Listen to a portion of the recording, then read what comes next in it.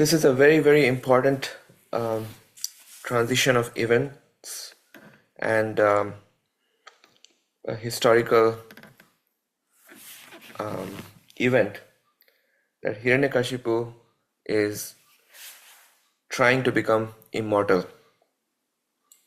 And we just saw how Hiraṇyakaśipu gave a wonderful speech to his relatives, his mother Titi, his uh, sister-in-law Rushabhanu, and they all were quite pacified after listening to Hiraṇyakashipu. At this point, he himself has taken up some activities which are clearly showing his disposition in the bodily conception of life. In his speech, he had highlighted on two things. One is to depend on the Supersoul, who is Lord Vishnu, and secondly, to come out of bodily conception of life. And here he is exactly violating those two. So we can understand that theoretical knowledge is not enough. One needs to have a practical realization, and practical realization is obtained when one is properly situated. And by properly situated, what I mean is we are all parts and parcels of Krishna. And when we act in accordance to that position, then we are properly situated. When we acknowledge that we are servants of Krishna and act as servants of Krishna, then our position is natural and we are bound to get proper realizations. In the case of Hiraṇyakashipu, he was defying Vishnu. In this case, he was treating Lord Vishnu as his greatest enemy. He is in vengeful mood because his brother Hiranyaksha just got killed by Lord Vishnu. So in order to kill Vishnu, he is going through the austerity. And he had two purposes. One is to become immortal himself, and second, he wanted to kill Vishnu. Now, of course, as a part of becoming immortal, he also wanted to have sovereignty over the entire universe. So this is his vicious plan. Now, what is happening while he is on his pathway to gain yogic perfection and also to act according to his vicious plan, there is one more factor that is operating, and that factor is stated by Narad Muni in the first chapter of the 7th canto. And what is that? It's a very, very important verse, 26th verse, where Narad Muni had stated that therefore by enmity or by devotional service, by fear, by affection, or by lusty desire, by all of these or any one of them, if a conditioned soul somehow or other concentrates his mind upon the Lord, the result is the same. For the Lord, because of his blissful position, is never affected by enmity or friendship. So while Hiraṇyakashipu is acting as an arch enemy and treating Lord Vishnu as an arch enemy, because he is so concentrated in treating Vishnu as his enemy, he is in fact getting purifying results. And this is what is happening in the background. And this is important for us to also refer to the backstory here, because it is relevant, because Hiraṇyakashipu is such an important character. He used to be one of the doorkeepers of Lord Vishnu.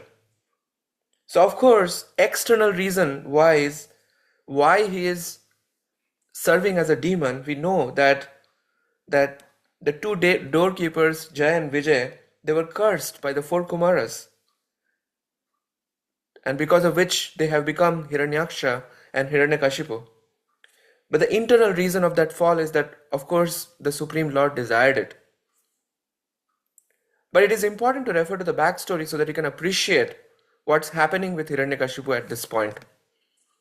So let's refer to a couple of verses from the third canto of Srimad Bhagavatam.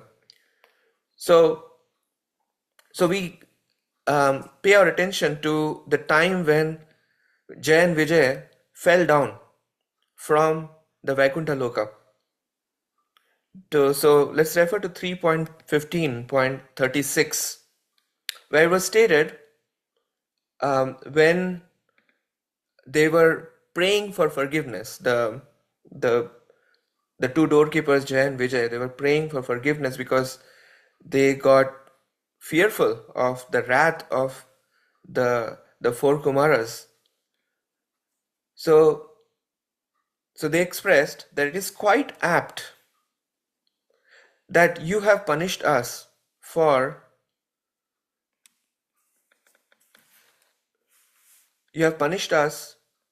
neglecting to respect sages like you. But we pray that due to your compassion at our repentance, the illusion of forgetting the Supreme Personality of Godhead will not come upon us as we go progressively downward. So you can see that they cannot forget the Supreme Lord. Right now they are directing their enmity towards the Supreme Personality of Godhead, but they cannot forget the Supreme Lord. And the Supreme Lord, Vishnu himself, had then described to the four Kumaras how one can be intimately linked with him by absorbing their mind completely in thoughts of him. That is in the 16th chapter, 26th verse in the third canto. So here Lord Vishnu is speaking to the four Kumaras that, O Brahmanas, know that the punishment you inflicted on them was originally ordained by me. So this is where the internal reasoning comes in, that indeed the Supreme Lord wanted it. And therefore they will fall to a birth in a demoniac family, but they will be firmly united with me in thought through mental concentration intensified by anger. And this is what is happening with Hiraṇyakaśipu. And they will return to my presence shortly. So this is the desire of the Supreme Lord that is getting enacted by Hiraṇyakaśipu. And then the purifying effect was also called out in verse number 31 of the same 16th chapter. The Lord assured the two Vaikuntha inhabitants, Jay and Vijay, by practicing the mystic yoga system in anger. So look at this, practicing the mystic yoga system in anger. You will be cleansed of the sin of disobeying the Brahmanas and within a very short time return to me. So I want to make sure that while we are going through the details of Hiranyakashipu's plan to become immortal and to create havoc in the universe, we also keep this backstory in mind, and also what Narad Muni said to Yudhishthir Maharaj as what is the impact of somehow or other remembering the Supreme Lord, even if it is directed towards the Supreme Lord with enmity, with anger. It doesn't matter, the effect will be the same. So Hiranyakashipu is clearly absorbed with his hate for Lord Vishnu, and after pacifying his relatives, he left for the valley of Mandara Hill. And he went there and started performing severe austerities in order to please Lord Brahma. And we are going to see that the austerity, the extent of austerity that Hiranyakashipu is performing is almost similar to the austerity that was performed by Lord Brahma when he wanted to create the varieties within the universe for the sake of Visarga. So the austerities of Hiranyakashipu are literally equivalent to the austerities of Lord Vishnu, I'm sorry, Lord Brahma for creation of the universe, but the mentality is quite different. There we saw the mentality of Lord Brahma was he wanted to come out of his fruitive mentality, and he wanted to simply align his interest with the interest of the Supreme Lord, that he wanted to receive the blueprint for creation and wanted to act according to the desire of the Supreme Lord. Here Hiranyakashipu is directing his austerities of a similar nature in terms of time. In fact, it could be even considered more severe than Lord Brahma, because he was trying to stand on his toes with hands stretched upward. That position is very, very difficult. Lord Brahma was not in that position. So in some sense, Hiranyakashipu's austerities in terms of the setup as well as in terms of the time can be considered more severe. But his mindset was to destroy everything. He was extremely selfish. So in spite of the fact that his austerities were so demoniac in nature, still he is getting the result of purification. And this is the impartiality of the Supreme Lord. And that is what is going to be demonstrated through all these details that are getting presented. And that's why we should remember the background context was the discussion on the impartiality of the Supreme Lord. All right. So now here we find that there is no trace of bhakti in the case of Hiranyakashipu, and therefore, even though he preached like a Mahatma to his relatives, right now he is really, really acting as a great demon. So the demoniac king Hiranyakashipu wanted to be unconquerable and look at his desire, free from old age and dwindling of the body. He wanted to gain all the yogic perfections like anima and laghima, to be deathless and to be the only king of the entire universe, including Brahmaloka. So he is praying to Lord Brahma to take Brahma's post. So Prabhupada writes in the text number 1, purport, what is the determination of Hiranyakashipu? So his unparalleled determination is to, in the future, okay, to receive a benediction from Lord Brahma. So he's trying to receive a benediction from Lord Brahma so that in the future he would be able to conquer Lord Brahma's abode. It's a perfect demoniac mindset. You're praying to someone to usurp that person's very kingdom.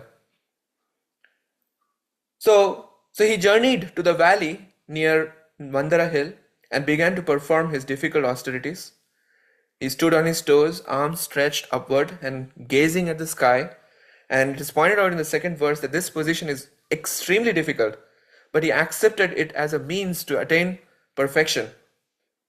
This is the perfection of the demoniac mindset. So what's happened after he went through this austerity? From the hair on Hiranyakashipu's head, there emanated an effulgent light as brilliant and intolerable as the rays of the sun at the time of dissolution. So when a demon performs austerity, it simply agitates the world around, and that is what is being painted here. Because of Hiranyakashipu's severe austerities, fire came from his head, and this fire and its smoke spread throughout the sky, encompassing the upper and lower planets, which all became extremely hot. Because of the power of his severe austerities, all the rivers and oceans were agitated. The surface of the globe with its mountains and islands began trembling, and the stars and planets fell. All directions were ablaze. So seeing this, the demigods approached Lord Brahma,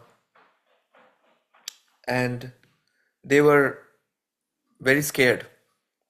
So they expressed, O Lord of the demigods, O Master of the universe, because of the fire emanating from Hiranyakashipu's head as a result of his severe austerities, we have become so disturbed that we could not stay in our planets but have come to you. And then And then they requested Lord Brahma to please stop the austerities of Hiraṇyakaśipu and stop him from destroying the three worlds. So the Supreme Person, so they expressed why Hiraṇyakashipu is performing this austerity. The Supreme Person within this universe, Lord Brahma, has gotten his exalted post by dint of severe austerities, mystic power, and trance. Consequently, after creating the universe, he has become the most worshipable demigod within it. Since I am eternal and time is eternal, I shall endeavor for such austerity, mystic power, and trance for many, many births, and thus I shall occupy the same post occupied by Lord Brahma. So, this is the mindset of Hiraṇyakashipu. And therefore, the demigods were praying to Lord Brahma to help out. So, purport number 9 and 10, a very nice statement is there. It is stated there, his decision. So he's again highlighting Hiranyakashipu's determination. His decision was that since the self or Atma and time are both eternal, notice his philosophical processing here. So he's evaluating both are eternal. The Atma, which is basically our core essence, as well as the time, they are both eternal. So if he could not occupy that post in one lifetime, he would continue to execute austerities life after life, so that sometime he would be able to do so. So in other words, he was not bound by time at all, because he was utilizing the fact that the soul is eternal. And as long as he is continuing to perform austerities, it can carry on life after life. And he's not going to stop until he gets the benediction to replace Lord Brahma. Okay, so we will see what happens next. Thank you very much.